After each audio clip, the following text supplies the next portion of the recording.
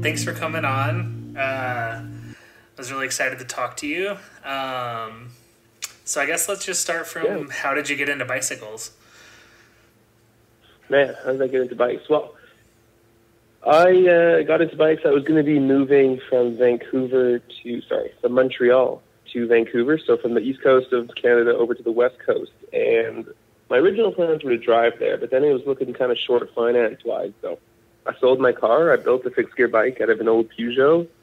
Nice. And moved to Vancouver with it, and that was the way to get around. I don't really believe in public transit. I didn't have a car, and I wasn't about to walk. So narrowed that down pretty quickly, and that's it, man. So I was just biking everywhere. It was just a means to get around at the beginning, really. Yeah, for sure. I get that. That's kind of where I did grow up, like racing BMX, but I kind of trailed off of doing that in my teens, and like around my like 20s when I moved into the city and stuff, that was like how I got everywhere. I hated waiting for the bus all the time. I hated like, we have like a light rail system here that is a little better now, but back then it was like a nightmare. So basically, really kind of thing. Yeah. So basically, like, I'm like, dude, I would just rather ride my bike, whether it's snowing or, I just would rather be just doing that. So, yeah. So I totally feel that. And so from just commuting and getting around via bike, I mean, I moved back to Montreal after about a year or so out in Vancouver, got back to Montreal, and like all my friends were into bikes. And so this was great. We had a crew of people, and it just kind of took off from there, really. I mean, we started just going on reckless cruises through the city, riding brakeless fixed gear like it was the only way to ride bikes. It was pretty fun. And then someone suggested that we try racing, and it worked out pretty well. And I was hooked, man. From that point on, it was just go as fast as you can all the time and do as many races as possible. It was really cool. That's awesome. Did you start off with like alley cats and stuff, or did you go straight to like the crits and all that?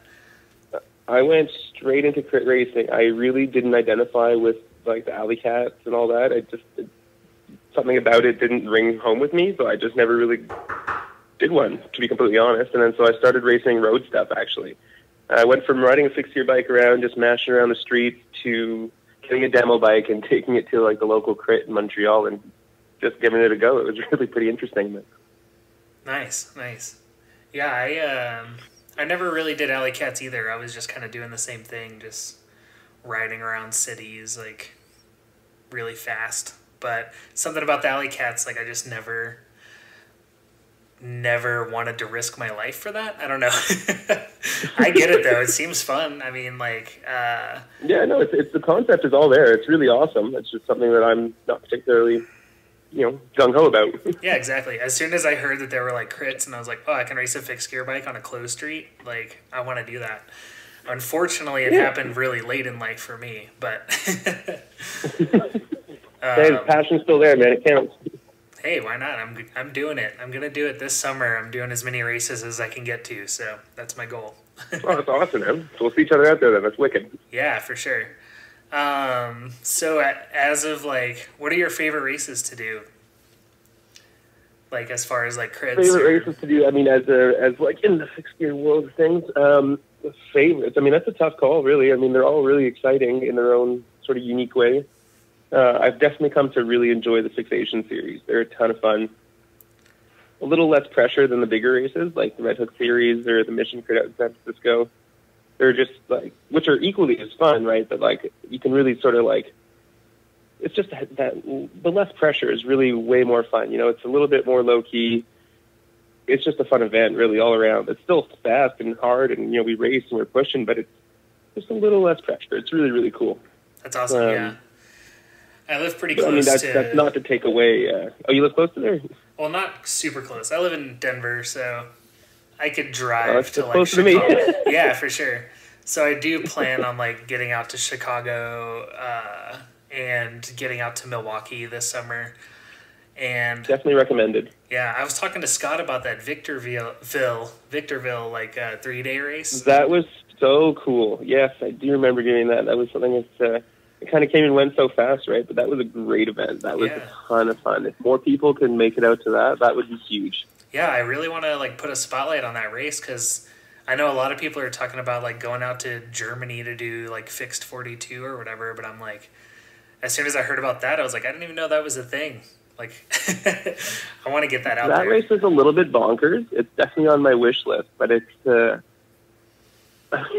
I mean, they start the start line. I think has something ridiculous like 500 riders on it. Yeah, that's what I saw. Yeah, it's just absolutely insane. It's chaotic. But I mean, from what I understand, the streets are closed, and it's a pretty gnarly course. You get onto the highway for a bit, and everything's closed off, so it's safe and whatever. Safe. I'm putting up my my air quotations here, but yeah, that's just hectic. Yeah, it sounds like a rad race, but well, fun. That's funny because it's rad race. Which puts That's a knee slapper right there, bud. Now I see why they picked that name. No, it sounds really cool. But that Victorville thing, I was just like, why haven't I heard about this? Because it just sounds like such a cool concept of like being able to do a crit, being able to do a time trial, like all that stuff. I don't know. I'm definitely going to try to make it out. No, it was very, it was great. Really, that was a ton of fun. It's a really good way to sort of open up the season too, because it was fairly early in the year, and it's just exciting. Really, I mean, it's a different style, right? Like we've become so accustomed to like just the standard sort of criterium format. There's a qualifier or not, and then you just jump right into the crit. Like that, which is still super awesome, but it was so nice to see something be a little bit different, where it offered 3 days of racing and it wasn't all exactly the same. I definitely enjoyed the time trial the most. I think that was the most sort of unique bit of it all, but definitely something to check out for sure. That's amazing. I'm definitely going to try to do that. So all of you people out there listening, check out this Victorville stage race. I think Mobbin Mondays, yeah. Yeah, Mobbin Mondays is like has something to do with it, and yeah, they have a whole track by category. You get to do a road race, and then you get to do a time trial, and then you get to do a crit. So full weekend of suffering. Pretty much, but I mean, hey, you're out in the sun. It's nice. It's a good time, really. Yeah, for sure. I think those races that are a little bit different are the ones that kind of get me the most stoked to want to go try. Like, I really want to try to do the Red Bull Hill Climb. I want to, because I love that. Looks like a burner for sure. That would be, yeah. I saw that happen. I was like a little bummed I couldn't get down there, but it definitely is an interesting thing. That's for sure. Yeah, I know Scott was like, trying to talk to the Red Hook guys about doing a race up like Mount Evans or something, and calling it the race of the dumbest or something. Win for sure. Yeah, for sure. I think there was a race out here called the Lookout Mountain Challenge. It's like totally unsanctioned. It's basically like a alley cat up a mountain. I heard about this. I heard, man. Yeah. It's so nuts. Wasn't it like the residents started to get like a little choked about it, and then like they pretty well shut it down? Yeah, pretty much. I mean, it kind of just like, it just happens. So I think they announce it like 2 weeks before, and like you just show up, and I don't know. I really wanted to go do it, but I literally heard that they added like a fixed gear category technically like maybe like 4 days before the race. And yeah, so I had to work that week. I mean, that day, so I couldn't make it out. I was super bummed. Yeah, it doesn't happen anymore, right? Like, from what I understand, it's no longer a thing. Oh, no, they did it last year again. They brought it back. Oh, they did? Yeah, so Scott won that. Amazing. Yeah, for sure. It was like the 3 best riders out here, of course, won. So it was like Scott and this dude Jake, and then this other dude Josh, which is funny. Right on, Josh is the world getting after it. I know. For sure. We'll see. My only goal with all the races this summer is like I don't want to crash and I don't want to get last place. That's all I care about. Those are some pretty solid goals, man. I think that is a really good mentality to go in with. It's solid. Yeah, I just think it's fun, and I don't know. I got super out of shape when I was like running a business, and then about a year ago when I started kind of like wanting to get into cycling again, I kind of discovered like a bunch of state videos and a bunch of Patrick Seabase videos and all this stuff, and since last January I've just been like pushing really hard, riding as much as I can, and I've dropped like 65 pounds, and And like, Dude. yeah, and I've like been, Holy, okay. yeah, It's not just a little bit, that's a lot. no, totally. I was super stressed when I was running a little grocery store, and I was just super stressed all the Okay. time, and I was like not riding my bike, and as soon as I got back on it, I was like, oh, I'm home. I cannot let myself stop doing this again. And all of the races and stuff are just like motivation just for me to like challenge myself to do something I never thought I would do. So, and plus it brings back all the memories of when I used to race BMX. So I guess, the same sort of like just stoked on racing, and just like there's this challenge ahead of you, and you know it's going to hurt, but you're getting after it, and that's really cool. I can definitely see how that would be really, really motivating. yeah, for sure. And it just, I don't know. I did one crit last summer, or this just past summer, and it was really fun. And I was like, I didn't know if I was going to finish, because like the first like 3 laps, I wasn't expecting it to be, because I've never did a crit before. I don't have a road racing background. BMX, like the races are like 2 minutes, you know? Right, so it's a 2-minute sprint, you're done. Yeah, basically. And so this was like, and I was used to riding far, but I didn't expect like at first it was just going to be like go all out, and then, you know, I didn't have this strategy down, so... no, it's pretty intense. I mean, pretty standard practices. The first couple laps are just full out, like, who can go the fastest, the longest, and then from there, it's it kind of starts to play around. But geez, those first couple laps are really, really intense. Yeah, for sure. I definitely got dropped immediately, but that's okay. Yeah, man, it's all part of the learning curve, right? It happened to all of us. I definitely did not perform well on that first crit that I went out to. It was really, really almost embarrassing. But hey, it's the idea is that you go out and you try it, you enjoy it, and you try and get the next one. That's it. Yeah, for sure. Well, the good thing is I did finish the race. I didn't crash, and I also did not get last place. So that was good. There we go. So it was a successful experience. Benchmark, here it is. Yeah, exactly. No, it was really cool because I wasn't sure about like whether or not I could handle the cornering as well. But then I was like, oh, this is, I'm used to that. I've been riding in the city for a long time, and I'm used to cornering and taking turns there you fast. Go. You know what it is to turn your bike in a hurry. So. Yeah, the big thing is like just trying to get all those strategies of like warming up before and having the right nutrition and like that is a mission in on itself, man. Oh, for sure. And I think about like maybe on the 5th or 6th lap, I was like, I'm not going to finish this, but I just kept pushing. And that's like, once you tell yourself like, oh, I'm just going to do this, and you just kind of stop thinking about it, I was like, oh, okay. So I think that was huge for me. But absolutely, man. Being able to zone in like that is that's an art. It really is. To be able to just ignore what your body's telling you and know, like, you're going to finish it, you can make it, but like just to ignore all the all the signals your body's giving out and just get after it is really it takes practice, and it's not easy to put up with a lot of the time, right? Yeah, for sure. So how did the state bicycle team come about for you? What's the history there? State bicycle, well, I mean, being from Montreal, I was definitely Addison moved to Canada. He's getting his citizenship, so it's now officially 2 Canadians. But at the time, it was just I was the only Canadian guy that was sort of going down to the Red Hooks and stuff. And there was a contact in Montreal that was able to get me in line with state with Medi. And so I sent him an email, and it was kind of like, hey, I'd be interested in a sponsorship. I'm heading down to do this race. I'm going to go to the Red Hook. Maybe I'll see you guys there and whatever. I had a good race history in Montreal as far as your stuff goes. But again, it was limited to the Montreal scene, which is, on the scale of the world, not the biggest, but it is what it is. So I went down to New York and like totally blew it. I had just gotten back from vacation in Barbados, like maybe not even a week before the race. Went down to New York and was just exhausted, like had nothing left. Didn't even qualify actually that time. That was pretty intense because it was the old format at the time. Anyways, and so that was a little bit disappointing. And then obviously I just kind of felt pretty embarrassed. So I didn't even reach out after that race. I was like, well, blew that, and that's the end of that, really. then whatever, this season is the season, continues to do well in Montreal and in Quebec, just all the road racing and the fixed gear racing that was going on out there.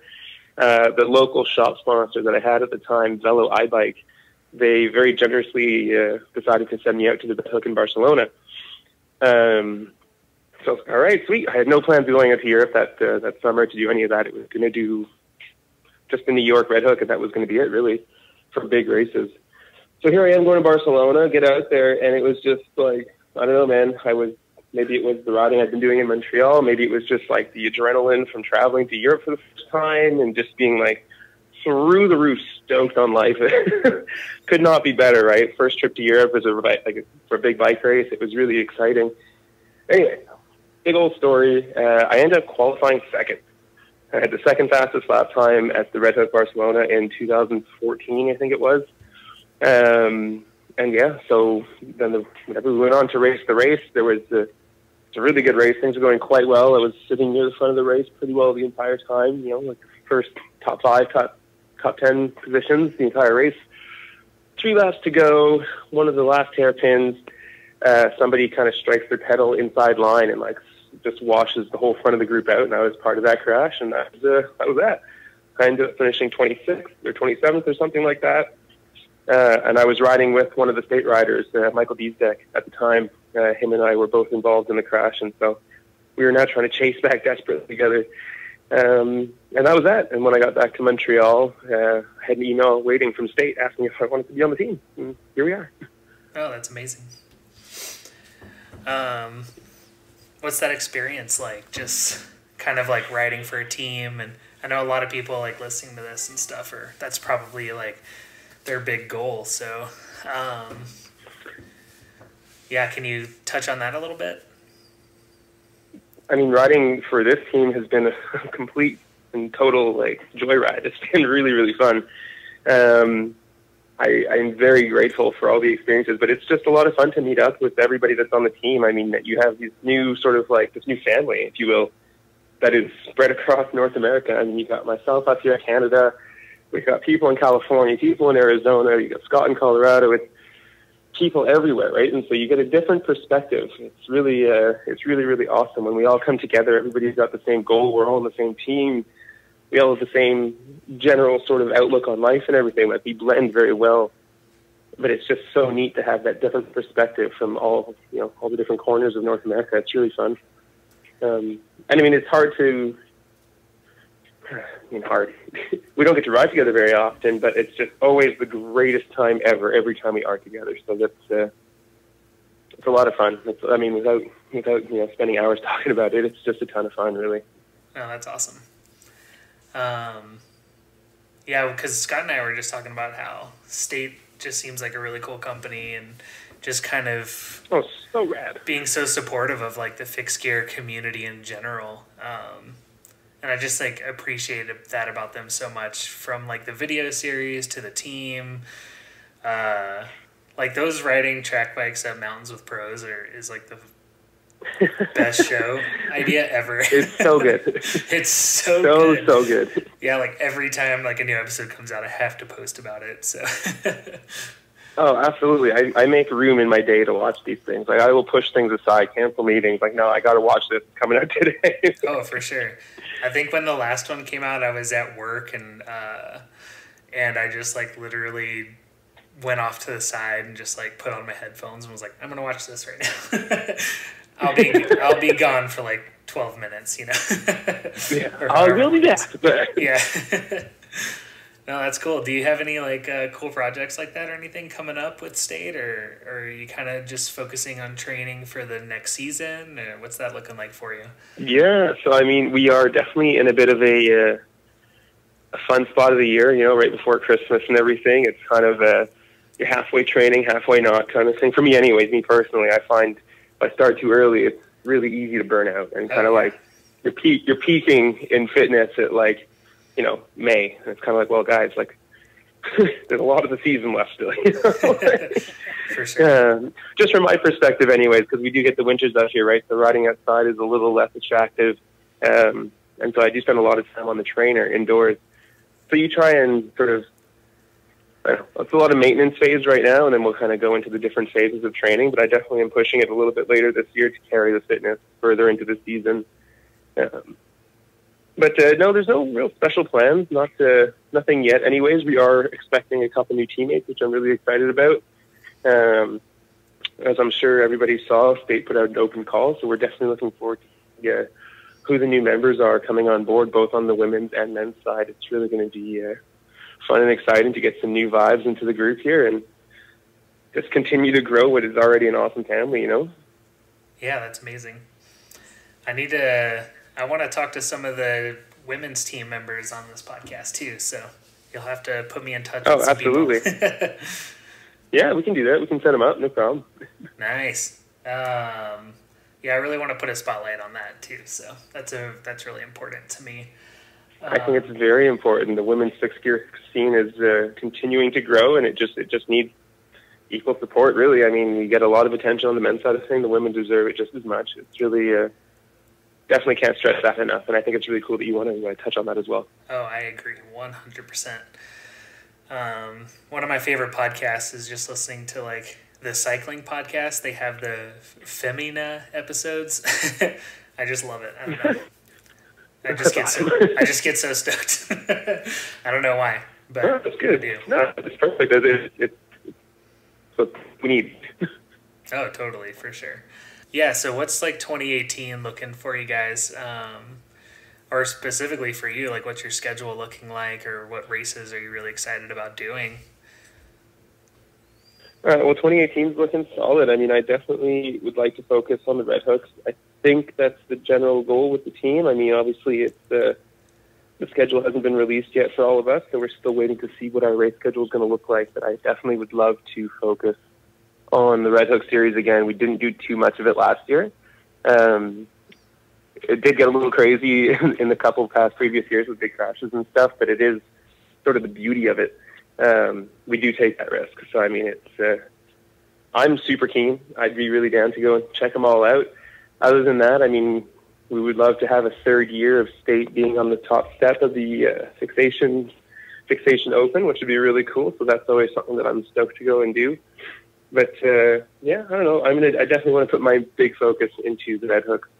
And if we have time and budget, really, to go over and do some of the smaller European races, kind of like the National Mustard Crit in Dijon, that would be really cool. There's a bunch, man. There's just a bunch of awesome fixed gear criteriums happening overseas, and it's just it'd be really good to get out there and try and hit as many as we can, really, within reason, obviously, right? But, yeah, for sure. And I was just reading about that new series that's starting this year. I don't know if it happened last year, but I think it's new for this year.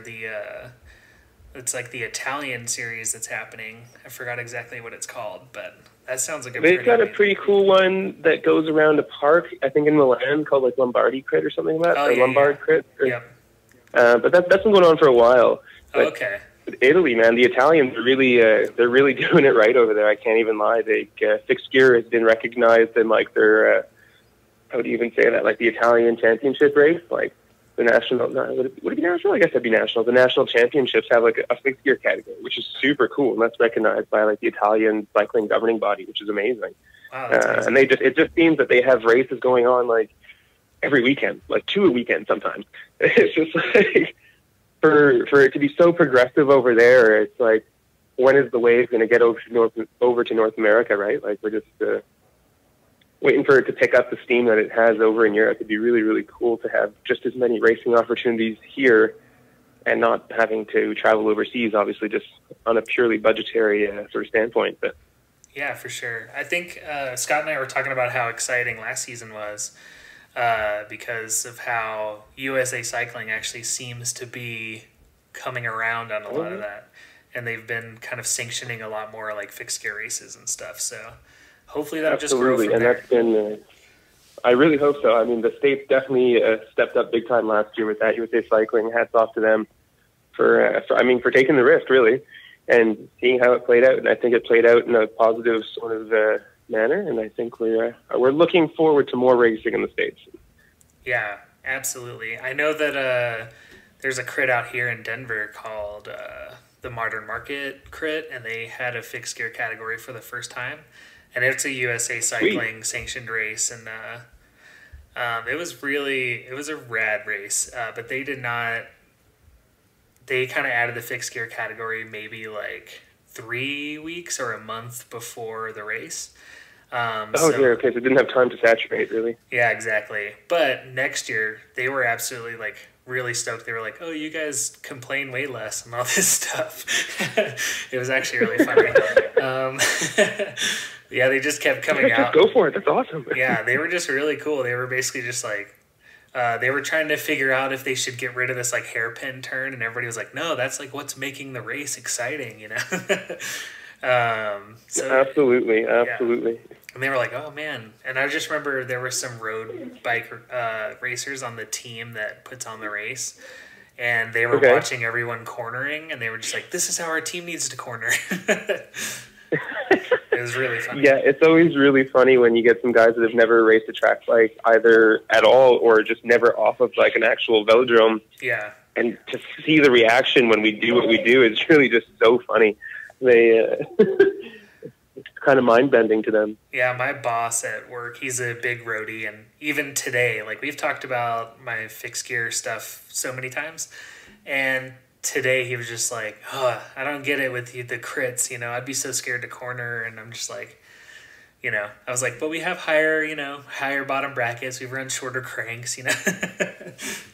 But do whatever you can to get that turning angle as low as you can get it. But yeah, the bikes are being pretty well specifically built, right? Like, yeah, BB drops are so little these days. Well, on the new age fixed gear bike, if you will, but it's really the fixed gear crit bike because there are almost like specific models for that. It's quite interesting, but yeah, no, they're just designed, purpose built, man.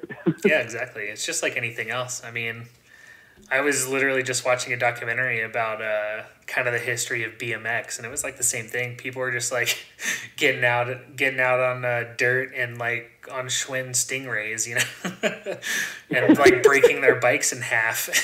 But you know, they wanted to do it, so then they built bikes everywhere. Yeah, they built mountain bikes to ride down, you know, trails, you know. So there you go. It's just kind of like anything else, which is. It evolves with time, and then it becomes its own being. It's really, it's great. I mean, I remember whenever, you know, we're watching Macaframa, and, you know, you have that Keo section, and he has that 650B wheel on the front, and, you know, doing bar spins and stuff. And then later, like, now kids are riding, you know, basically BMX bikes with fixed gear. So yeah, man, that whole fixed gear freestyle movement is just mental. Hats off to them. That is really intense.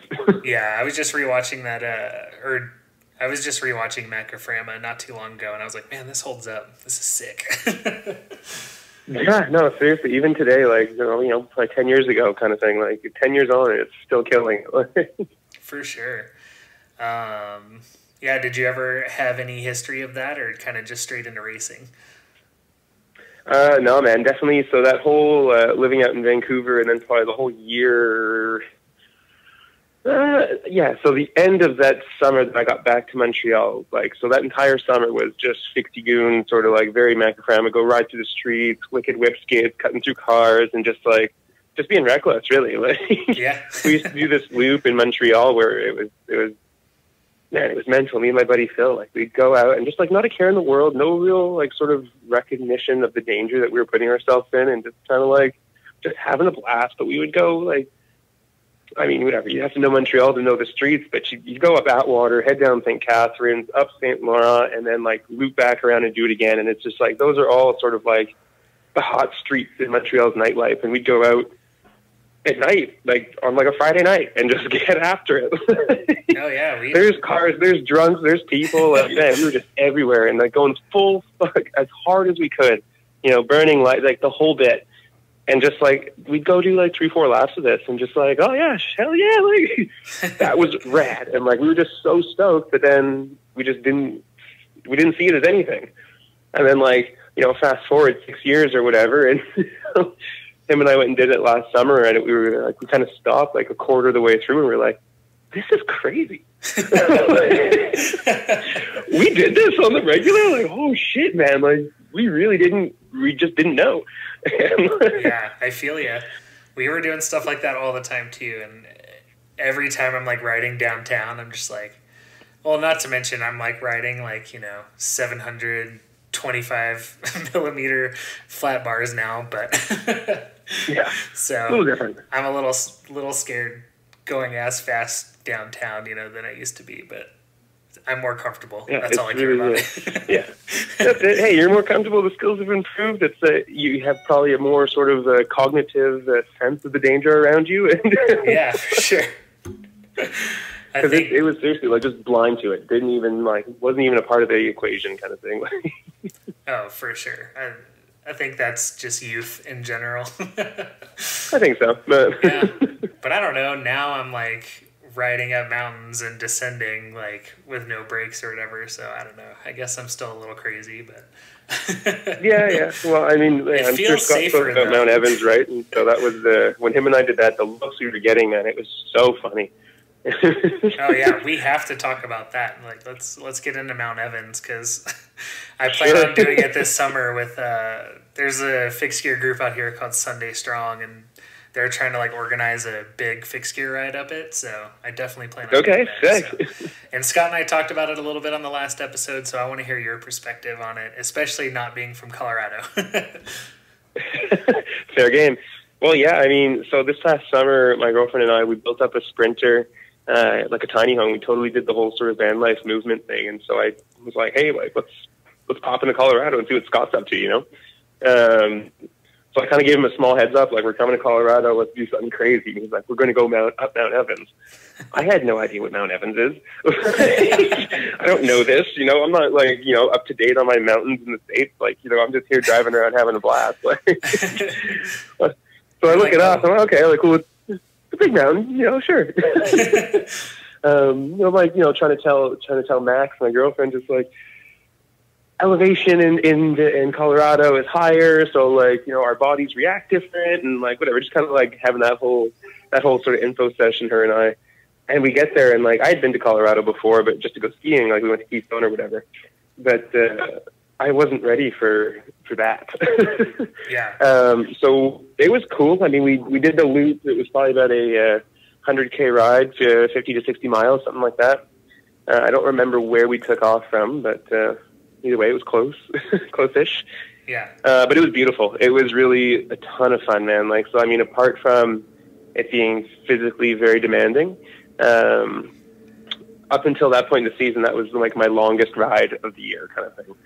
I hadn't really been doing a ton of like longer distances, really sort of just keeping it in the sort of like 20 to 30 mile length of ride and just high intensity kind of thing.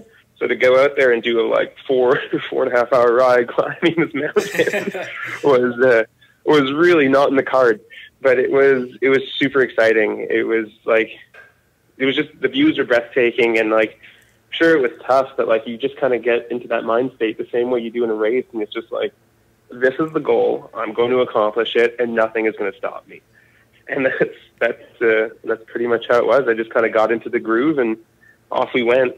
It was there was a very clear energy difference between Scott and I, who was Scott was just having a blast, like he was playing, and I'm just grinding away behind him. Okay, yeah, just you keep doing your thing, man. He had told me, he's like 10,000. Was it 10? Maybe it was 11. Either way, it's like 10 or 11,000 feet. Like that's when you're going to start to like things are going to get weird. Oh yeah. I'm like, okay, sure. And it just. I don't know what the weird was, but it didn't change for me. So that was nice. I didn't feel the crazy effects that you hear of like elevation or elevation sickness and all that. It was still hard. We made it up to the top, and that was it. And it was beautiful. It was such a relieving feeling to get up there. Really just unreal views from the top. Like probably, like top 5 best ride of my life kind of thing. That's awesome. Really, really, really cool. The ride back down was pretty easy. Mount Evans is a very sort of consistent gradient. There's no, super windy hairpins or switchbacks or anything. There's no blind corners, really. Yeah. So it's super easy to descend. That really was a no-brainer. I mean, people were at the top, you guys have no brakes. Holy shit, oh my God. well, we made it up. Like we're gonna go back down. It's really no sweat, you know. Yeah, right. You're like, I can stop. I mean, if I need to. Yeah. You just control your speed. I mean, and you don't ever let it go. You know, you're always kind of keeping on the pedals. If you need to, you know, line up a couple skids. But I mean, really, it's just a question of knowing your limits and knowing that you can, you know, hold back your own weight on the descent. I mean, when you can let it go for sure. Oh, absolutely. If there's a big old straight coming up and you know you can just let loose and hammer it, so then, you know, that's a ton of fun too. But it was that was really, really good. So that was the second time I had ridden my track bike up a huge mountain, and so that was I was really stoked to be able to get that one done. It was really, really cool. That's awesome. What was the other mountain that you did? The year prior, when I was out in Europe, I went up Mont Ventoux with a bunch of guys and girls. Some of the guys from the Netherlands, actually, the Fasterdam team, they were such a riot. But yeah, we were driving from Barcelona. It was actually, that was the year after that I had gone on with State. So anyways, we were driving from Barcelona up to Dijon to race the National Mustard Crit. And we're driving along the highway, and they're like, oh, look at that big mountain there. I wonder what that is. And it turned out to be Mont Ventoux. Oh, wow. So we took a 2-hour detour to drive to it, because it was a little further than it looked, obviously. And we sent it, man. And same thing, brakeless, track bike, up we go. And it was, that one was dicey coming back down. Yeah. Very much so, like, uncomfortable. It was like tighter roads, a lot windier. Yeah. Blind corners and, like, you know, switchbacks that connect immediately. Like, there's not really any straight in between. A couple good S's, if you will. Yeah. Super off camber, steep. That one, the gradient changes a whole bunch too. Like, it goes in waves. It's really weird, so it's hard to gauge on the way down. But yeah, that one is still number one on my list. But that's awesome. Evans is a very close second for sure. Nice. I love talking about fixed gear climbing on this podcast, because I just feel like I know a lot of people that do it, but I don't like see a lot of videos or like hear any podcasts or anything of people talking about it. So I just love like getting other people's perspective, because for me it's the same on like the descending and stuff. Like, it just feels really like I've descended on road bikes and I've descended on track bikes, and like they're both just such different experiences, and I feel really safe on a track bike as well, and I feel really connected. Like, I'm just kind of controlling what I'm doing the whole time. Like you were saying, it's just all about being on the pedals and regulating your speed, and every now and then you might have to skid a little bit, but yeah, it's just about that rhythm is what I like about it. That was well put. The rhythm is definitely real. That's just the best way to go about it, 100%. For sure. Okay. And then I've got Mount Baker lined up. That's my 2018 mountain that I think I'm going to go for. It's not too far from Vancouver. Which one is it? It's a pretty nice road going up to the ski area. What's the mountain called again? Mount Baker. Oh, okay. Nice. That's in Washington State.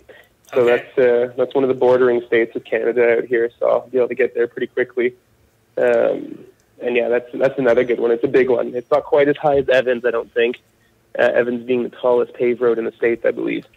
But the highest, whatever you want to call it. Yeah. But definitely would like to try and get out and try that one this coming summer. That should be a blast. Yeah, that sounds like a blast. You're thinking about doing that on the track bike or on your road bike? Oh, absolutely, man. No choice. Right? That's it. We're talking about fixed gear climbing here. I'm going to go give her on the track bike. Okay, cool. Just just making sure.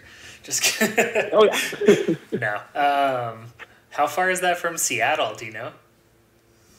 Vancouver to Seattle is about a 2-hour drive. Oh, yeah, that's not bad. We have... no, not bad at all. It's really pretty quick. My wife has some family in Seattle that we need to visit, so maybe I should go ride that mountain with you.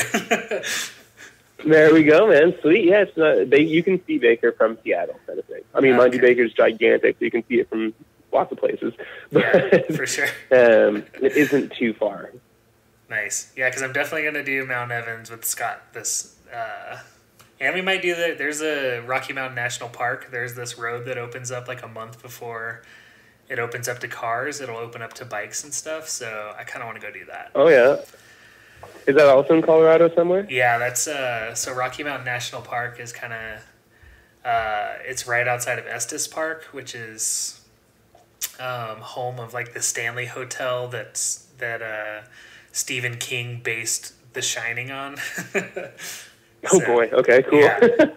It's a crazy place. They definitely try to capitalize on like it being like haunted and stuff, and they have like a horror film festival that comes there, and like, yeah.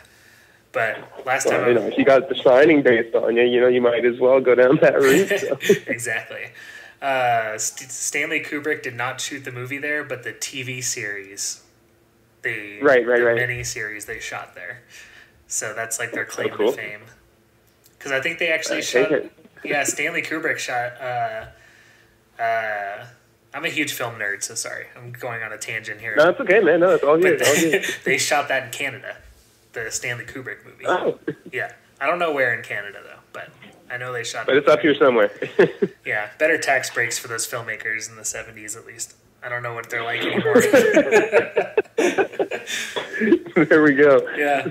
So what's the Vancouver scene like? I've never been to Vancouver, but I really, really want to go at some point. So it's amazing here. I mean, it's really, for just sake of reference, I've been to a bunch of the coastal cities along the west coast of the States. Vancouver is Canada's San Francisco. Nice. That's kind of like, it's got the same sort of vibe. It's really, runs on parallels, let's say. But yeah, so it's awesome up here. The scene is good. There's a strong group of guys out here. I think there's a lot more that'll come out of the woodworks if like there's some more organization put forth, just in terms of like getting events on and all that kind of thing. We do have a velodrome out here, and that does get its fair share of riders as well. But I feel like they're like super track specific. Mm-hmm. If you wanted to go with like the fixie scene, it's a little smaller, but I think that. With some convincing, we can have a lot more riders out here. I've been pushing pretty hard to get some fixed gear events going on out here. I've been talking with a lot of the race organizers that do the road crits, and so we'll see if we can open up a fixed gear race or two this season out in Vancouver, just as a trial this season to see what the interest is. Right? Yeah, that'd be amazing. And so that would be so we'll see. But for the time being, there's a good core group of guys. They're a lot of fun. It's it's like small again. The fixed gear scene is super family oriented. Like if you ride a fixed gear, you're down to have a good time. You're into the racing, and just in general, you want to have a good time out on your bike. That's what it's all about. And if we can, connect on one of those levels, you're in, kind of thing. Like we're all doing the same thing. We're all out here riding bikes, having a good time, and we all appreciate the fixed gear aspect of things. So Absolutely. As soon as you find that group of guys, group of girls, whatever, like it's just a blast. Yeah, that's what I love about doing this podcast so much, is everybody has just been so supportive, and it just feels really like I'm on to something, I guess. Just connecting with people. No, yeah, totally, because it's really going to expose it all for what it is, which is just big open arms family, right? So it's, yeah, there doesn't seem to be. Obviously there's competitiveness, but it seems to be. Yeah, but you get that everywhere. Yeah, of course. It's racing. That's the whole point. But yeah, it seems like there is a bigger sense of like community as well, which I think is important in any kind of sports or just whatever Absolutely. You're into. So that's what I like about it so much. And also Scott was kind of saying like it just feels like it's a contest to see who's the craziest. So at times I would totally agree with that. Yeah, for sure. Which I think is fun, so whatever. No, totally. That is that is the most fun. Absolutely. That was just saying that there's a race out of LA that doesn't exist anymore, but it was called the Lord of Griffith. And so this race was just a race around Griffith Park, pretty cool park in LA, but it's really close to like the Hollywood district, or maybe it's in Hollywood. I'm not really sure. Either way, crazy race, crazy busy streets, but like messenger style race in the sense that it's like a crit around the park, but it's totally open road. So you've got pedestrians, you've got traffic, and it's not like a Saturday or Sunday or something. And this is like one of the nicest observatory parks in LA kind of thing. So it's just jammed to the tits always. And they throw a race where you do 3 laps around the park, like around the roads that go through and around the park. And there was like 150 people that showed up to do it or something. And so you throw 150 6-year athletes at a road that's already congested with cars and people. And it's just like, that's a contest to see who's the craziest. And like, the only reason it made me think about this is because there was like, so you had your first, second, third place, you know, fourth place, fifth place prizes or whatever, but there was a prize for women's and men's. The prize was Fixie Foo. And that essentially boils down to who did the craziest shit. So I mean, yeah, that race was awesome. Yeah, I saw Sean Eric Martin put that on, and it's just, good times. I saw a video that State put out about it, and it seemed like really insane. But in the best way.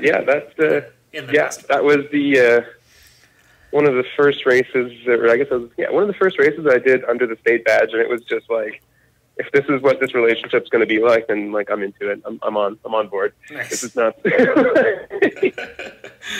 That sounds rad. I don't know. Sounds like a lot of fun.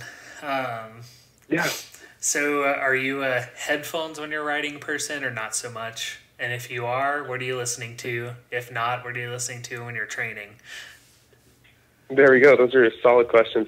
I used to love listening to music as I rode bikes, but now I don't. Not even a little bit. When I go ride outside, it's ears to the wind, man. I'm listening to everything. I just have come to really appreciate the audio that comes with riding a bike outside. Just the sounds the bike makes against the ground, the sounds your body makes, just the ambient noise around you. It's really kind of I found sort of pleasure in that, and that's really cool. When I train, though, I'm trying to zone everything out.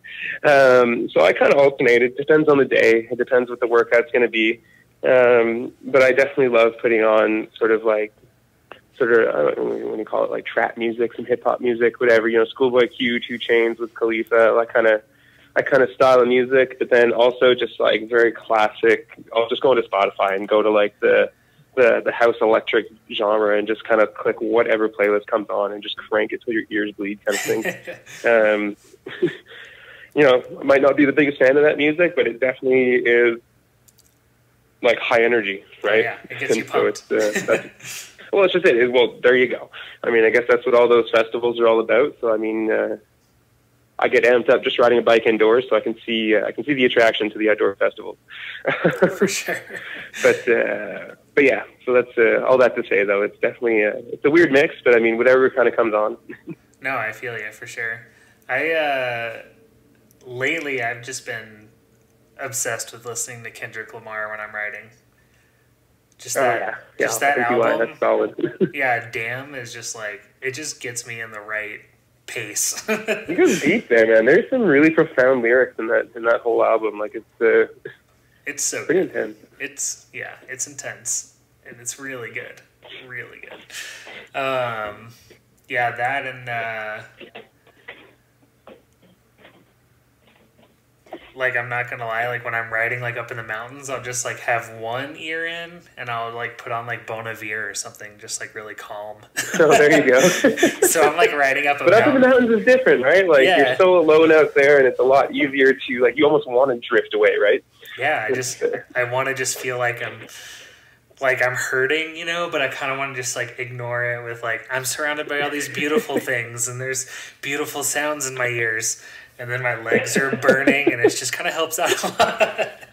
Yeah, then you just think of your happy place. Go to your happy place. Yeah. I'm just like, I'm there, I can't close my eyes, so, I just got to keep... Yep. There's something to be said about that, that's for sure. Oh, man. So are there any, like, videos and stuff you like to watch? Like, if you're not feeling like you're wanting to ride or something, that'll just kind of make you be like, fuck yeah, I'm going. The motivational videos, things that get me hyped on going out? Yeah, absolutely. Damn. I mean, it's maybe a little weird, I don't know, but I really, like, I grew up skateboarding and snowboarding. Snowboarding is still a huge passion of mine, and it could be the middle of the summer, and I'll flick on to some shred flick that I really enjoy. Yeah. Watch a part or two, and it's like, okay, like, I'm pretty stoked. I'm going to go do something, you know, like, it's, and other times it's kind of just like, you just sort of straight up just self-motivate, you know, like, okay, like, I didn't feel like going out, but I know I need to, and it's, you know, we have sort of this exterior motivation. I've got races coming up. There is, you know, whether you like it or not, a level of expectation. You know, you don't want to show up and be a total bust, so you have to just got to get out there, man. Like, I always think about all the opportunities that have been, you know, given to me, and I'm so grateful for that. And I obviously want to keep riding the train as long as I can, right? So it's that is a big push. Oh, for sure. I think there's a scene in, like, because there's been a couple times where I really am like, I need to go ride, and I just can't get myself, like, to do it. And I'll turn on, Right. There's this one section in MASH 2015, and it's that dude, he's like riding that mountain stage or something in California, and he has this giant gear, and he's going like 60 miles an hour, and I'm like, okay, I gotta go. Okay, it's time to go. Yeah, I'm out. See ya. That's so awesome. Yeah, those guys are rad. I can see why that would gets pretty stoked too, though. That is definitely a very impressive and like adrenaline inducing. Like you're getting hyped just watching it, you know, because it's so like thrilling to watch. Because you can only imagine the speed and sensation of doing what he's doing, and so. Exactly. Sometimes just looking at my bike though will just like make me want to just go get on it and head out. This thing's not moving fast enough sitting here in this living room. I need to take you out. So what's your current setup on your bike that you're riding right now, your track bike? Just like a spec sheet here? Yeah, you know, just Well, like you got going on. What do we got going on? All right. Well, we're riding the undefeated 2 frame from State, the teal-colored one. And then I have got literally an A to Z Easton setup on there. Seat post, stem, handlebars, cranks, wheels, all from Easton. So we got the EC90 seat post and bar, and the A90 stem, and then their new EC90 carbon crankset, which has been a ton of fun to ride. This thing is so crazy. Really, really light, super stiff and responsive, and it's got a center lock chainring setup. So instead of having like the 5 chainring bolts, it's just got one massive threaded, the same size as the axle, I guess.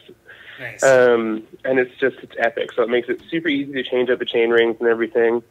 And I love it.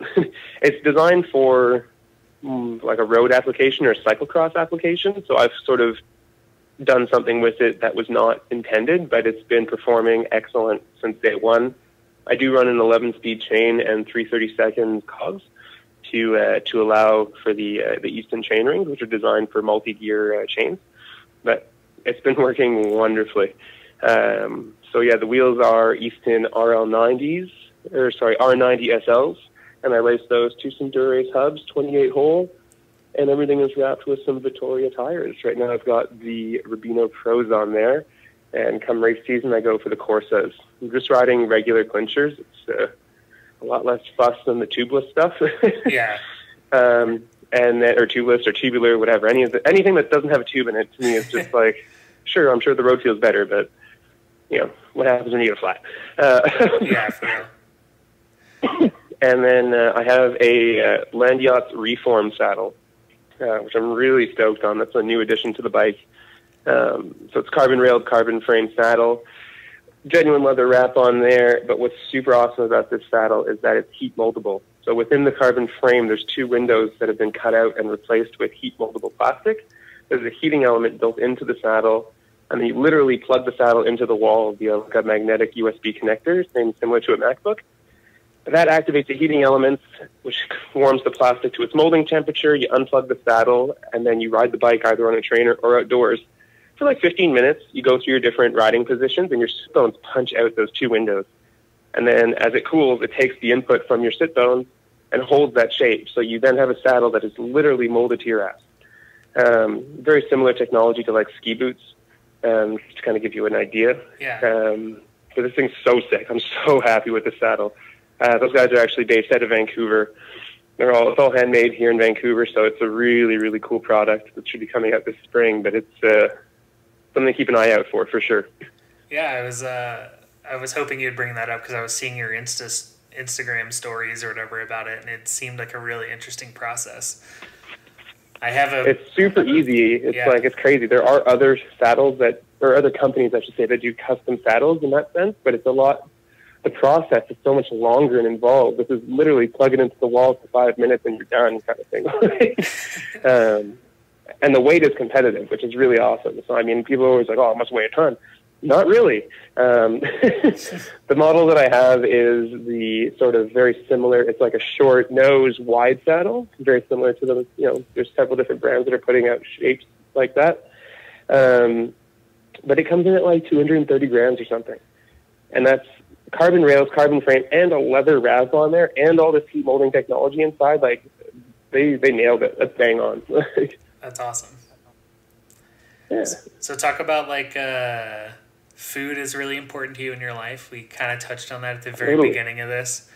So touch on like what you're eating when you're like training and you're kind of getting ready for like race season. Like, what are your go-to meals? Just a lot of food. My metabolism is that of like an adolescent teenager. It's really just ridiculous. I can eat for like 4 people in a day. It's really kind of hard to keep up with at times.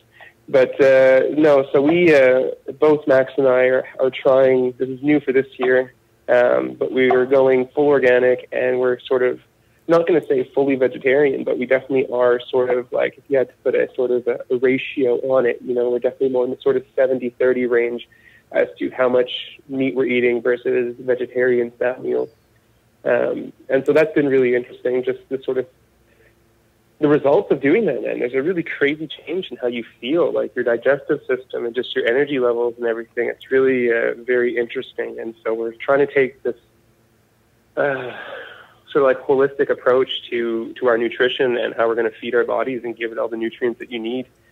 I mean, we really kind of, to make it simple, you are what you eat, right? So we're just trying to eat the best quality food so that we can physically be the best, be the best of ourselves, essentially, get the best performance out of our body. If the fuel it's getting is supreme, well, then hopefully the performance will match that, right?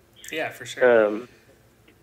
But just tons of veggies, man. Tons and tons of veggies. We stay away from anything processed. We try and avoid any sort of like the processed corn products, corn syrup and yada, yada, yada. Try and avoid artificial sugars as much as possible. With things called for sugar, we'll use honey or syrup or something like pure maple syrup from Quebec kind of thing. But yeah, it's just a question of adjusting, right? We used to not think of that. I mean, Max has been kind of following this routine for a while now. She's been studying in it forever, and it's something she really believes in fondly.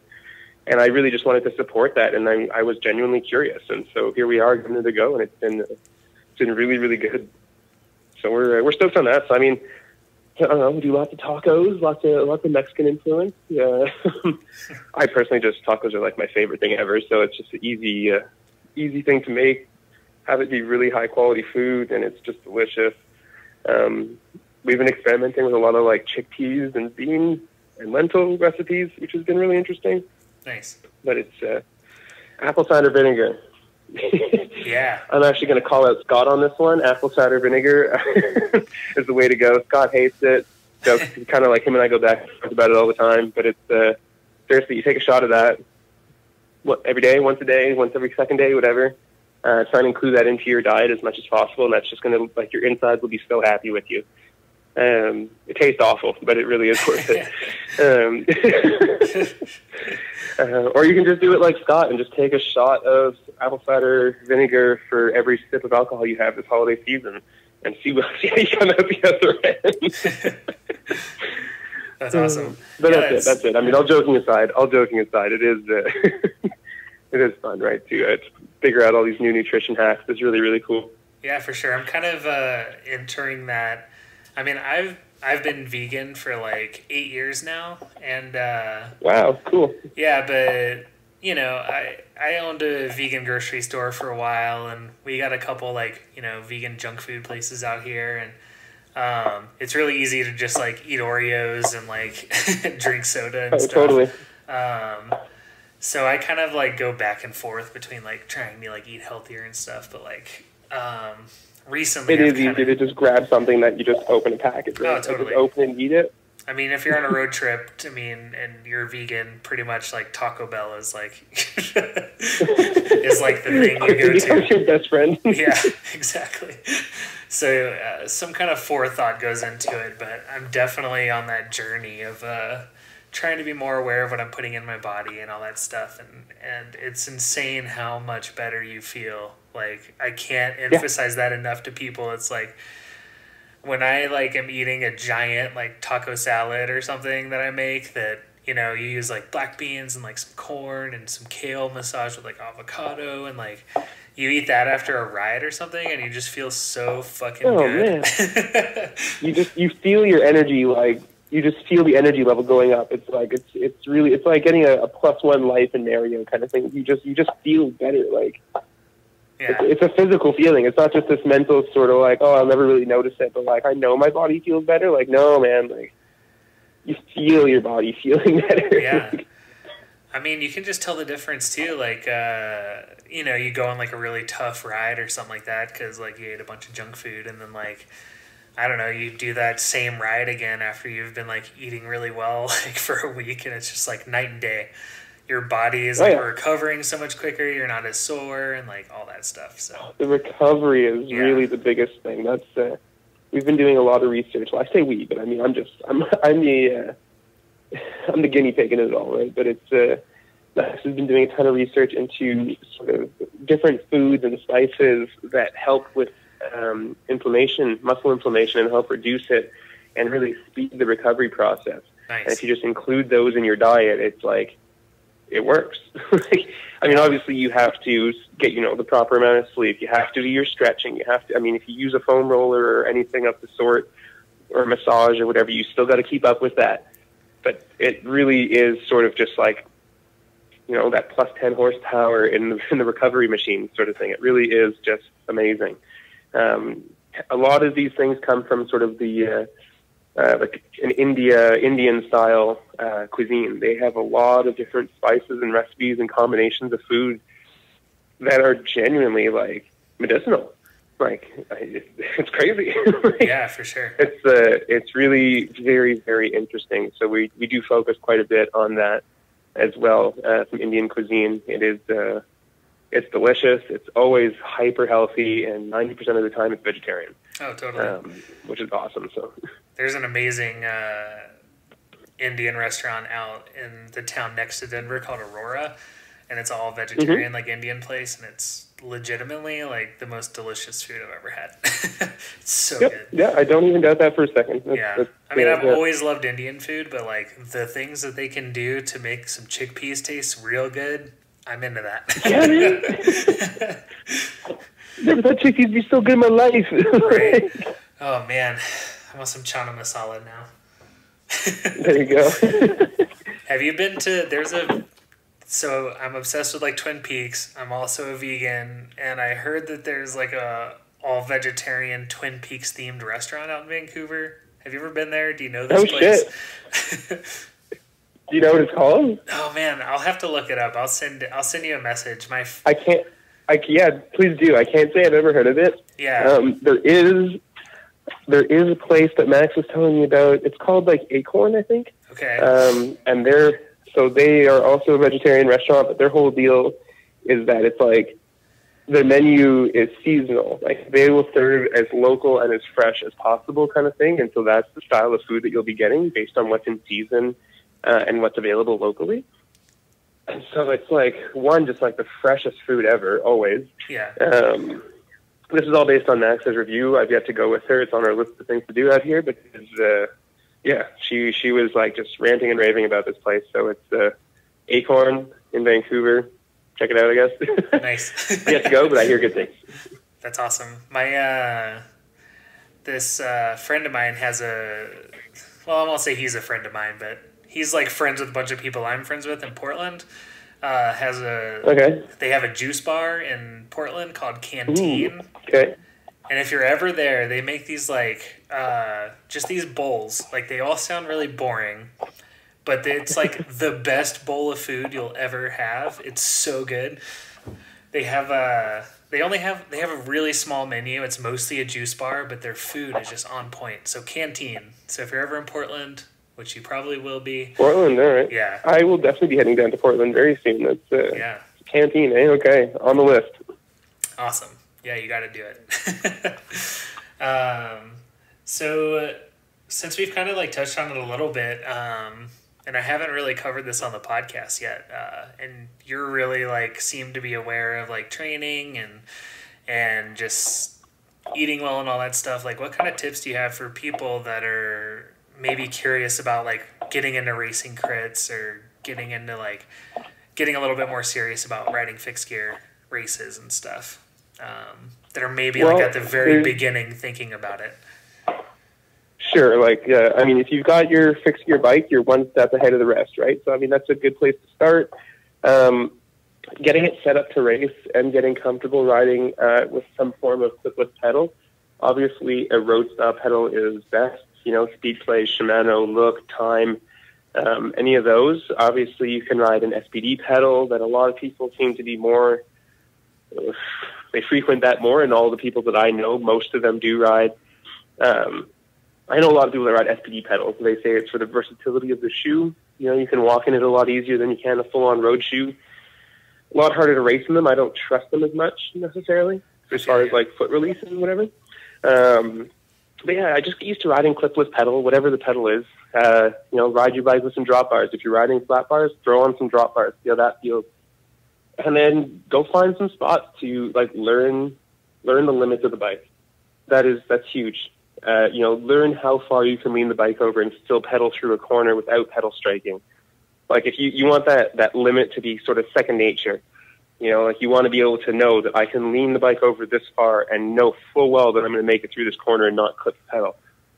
Having that be sort of like a no-thought process is so important to racing crits on a fixed gear bike. A big part of your bike handling skills, right? But I mean, if you can do those things and practice all that, like, really the next step is to just get out there and try it. There's a lot of race organizations that'll do, I mean, there's that race series out in Southern California that have an attack category, and that's more of your sort of beginner category. Or guys that aren't necessarily as strong to even just keep the same speed as, you know, and they call it the pro category. So, you know, there's a lot of that going on as well. So go and enter a B race, go and enter an attack category race. See how you do. Try it out. If you completely destroy the field, you know that you're probably strong enough to ride in the main event. But just get out there and try it. That's really all I can say. There's no secret to it. If you ride your bike enough, your fitness is going to be there, and then you can just fine tune it once you figure out your personal needs that you need to succeed in the races. And you know, success can be. Everyone has their own definition of success. So that's you know, you're not going to win your first race. So don't go in there thinking that, and just go out and have fun, man, really. Yeah, that's great. That's great advice. And also, I tell people to go check out fixedgearcrit.com. They have a really helpful... That's huge. They have a bunch of helpful articles and stuff, so...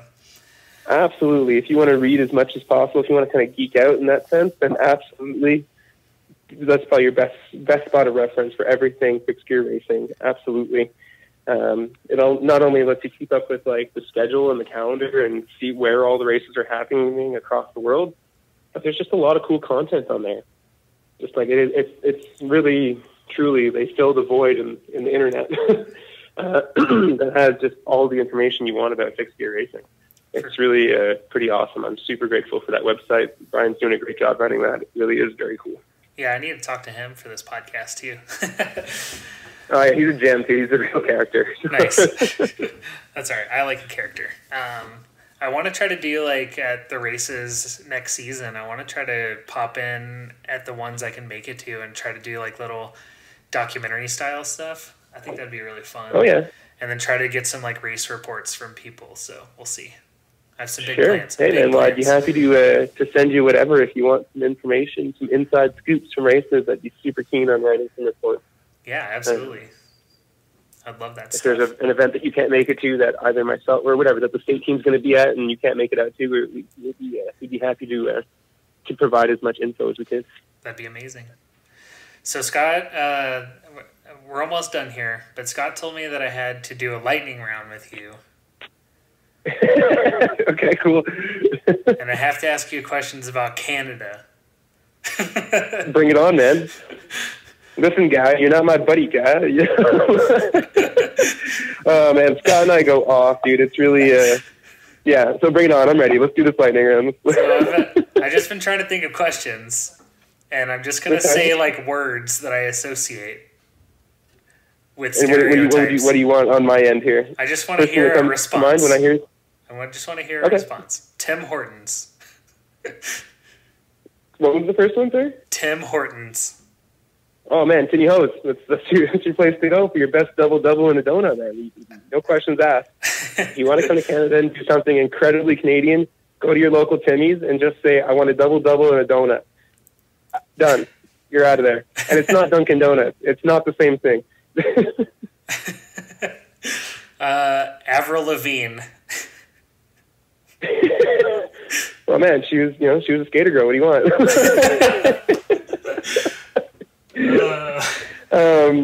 Yeah, she's all right. Have you heard this rumor that she might have been replaced? That she's dead with the body double? Totally.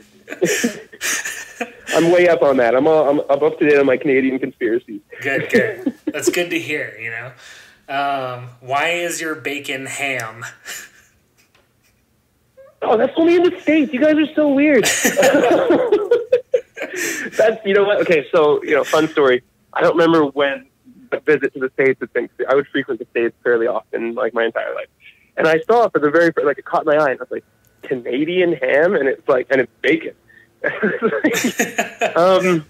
Can I speak to whoever's in charge here? Because this is incorrect. Yeah. Excuse me. No.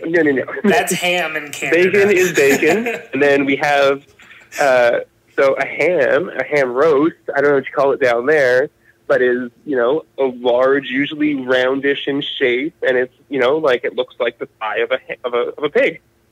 That's a ham. Yeah. It could be Canadian, it could be American, I don't care where you get it from, but that's a ham. So I don't know what this Canadian bacon stuff is. But I don't know either. I have no idea where it came from.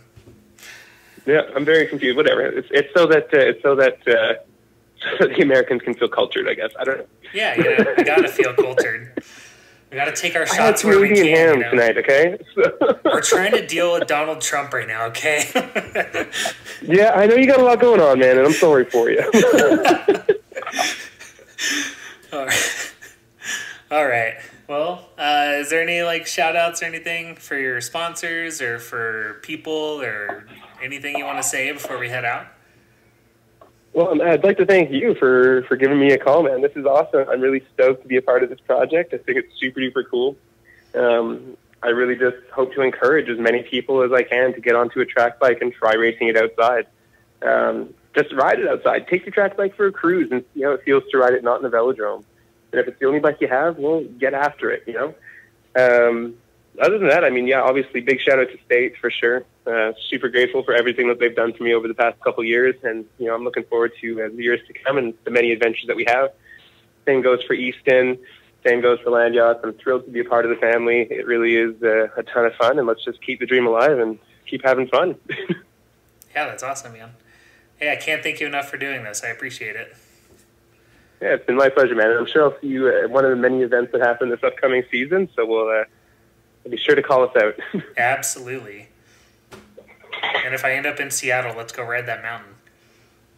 Hell yeah, dude. Hell yeah. I'm going to try and do it because it's a ski resort up there, right? So kind of have to be very attentive to the weather to see when the road is going to be safe. For sure. It's one thing to climb it when it's sketchy and icy, but going down when it's sketchy and icy is a whole other battle that you really don't want to fight. Yeah. Dude, Patrick Seabase just posted a video today of him riding up in some mountain, and it was super snowy, and he's descending so fast, and I'm like, that is the sketchiest shit I've ever seen. I'm gonna have to go take a good look at this because I saw the other one where he went up the highest mountain in Europe, and that was pretty cool. Yeah, that was cool. It was clear roads for the most part. Yeah. So I definitely want to see this one for sure. Yeah, he just said it's a really short clip he just posted on Instagram, so definitely check it out. That's my next maneuver as soon as I'm off the phone here. Cool.